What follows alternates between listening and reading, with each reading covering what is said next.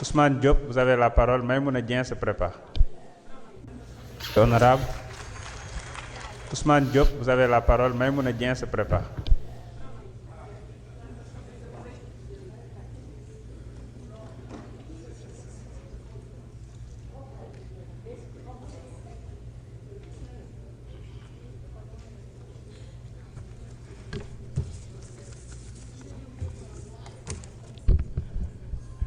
A'oudhu billahi minash shaitani rajim. Bismillahir rahmanir rahim. Merci, Monsieur le Président de l'Assemblée nationale, Madame la Secrétaire d'État, honorables députés.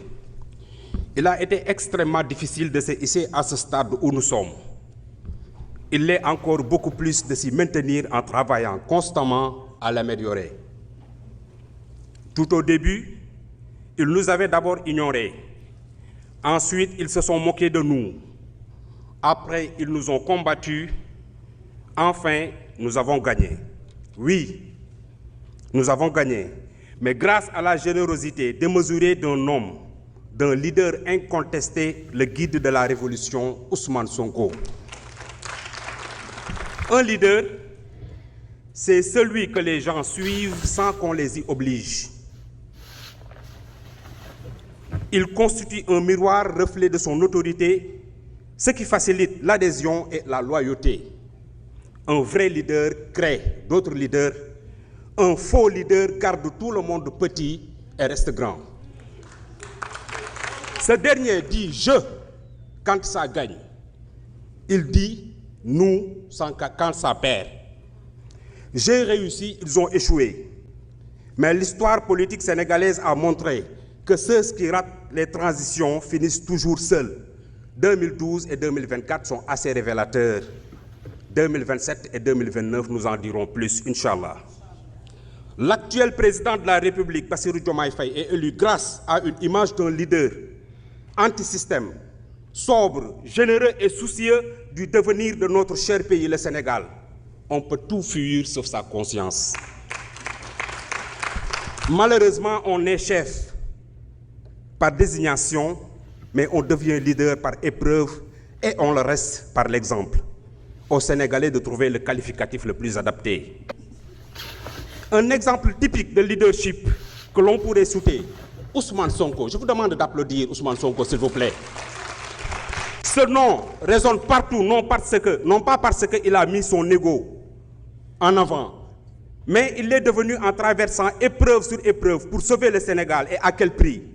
Radié en 2014 pour avoir dénoncé des pratiques malsaines d'un système miné partout, malmené, gazé, comploté, barricadé, jugé, emprisonné, et la liste est loin d'être exhaustive. Au finish, il s'oublie et met en avant notre dénominateur commun, qui est le Sénégal, en choisissant un autre pour faire de lui le wagon qui devait tirer les autres pour arriver à bon port, hélas. Président Bassirou Diomaye Diakhar Faye, ngor bi la boole ak sa coalition mënut a gën a fort ngor bi la Ousmane Sonko ji ba tax tey nga doon li nga doon.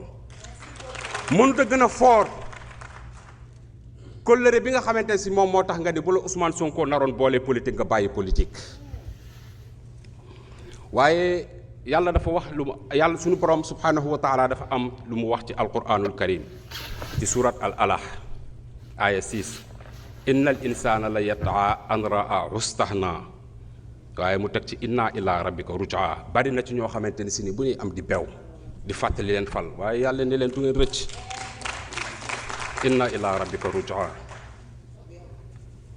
Tout ce qui attise le feu en voulant nous éloigner, en voulant vous éloigner de l'idée de notre projet de départ sont tout simplement ennemis de Ousmane Sonko et espèrent dégager ce dernier pour avoir plus d'espace dans le pouvoir. Mais personne, je dis bien personne, ne se soucie de votre réussite. Aux patriotes engagés, luttons fermement contre ces gens dont la seule spécialité est la combine et la magouille. Luttons contre ces séries de combinaisons malhonnêtes émanant de gens hypocrites à la moralité douteuse. Je ne terminerai pas sans pour autant dire les chefs qui gardent des conseillers capables de dire non dérivent moins. des questions sociales, énergétiques, sécuritaires, autant de sujets sur lesquels on attendait le président de la République. À ces profiteurs éphémères, merci de conseiller au président de faire la part des choses entre le président de la coalition, Diomaye président, et le président de tous les Sénégalais. Monsieur le Président, je vous ai adressé une correspondance relative à notre règlement intérieur au chapitre 27, article 126. Sont incompatibles avec le mandat parlementaire les fonctions de président et membre du conseil d'administration ainsi que l'exercice de toute fonction salariée dans les entreprises du secteur parapublic. Il en est de même de toute fonction exercée de façon permanente en qualité de conseil auprès de ces mêmes établissements. Nous avons un cas, le cas Abdoulaye Sylla, payé à ne rien faire. Monsieur le Président, je voulais savoir, est-ce qu'il a présenté une démission? À défaut de cela, le département de Kébémer, mon suppléant Ousmane Thiam, honorable député Ousmane Thiam, soxla nañ ko fii à l'Assemblée. waaye nag li département yi di bari yëpp nag Kébémer moo ma gënal ci département yi. Je vous remercie.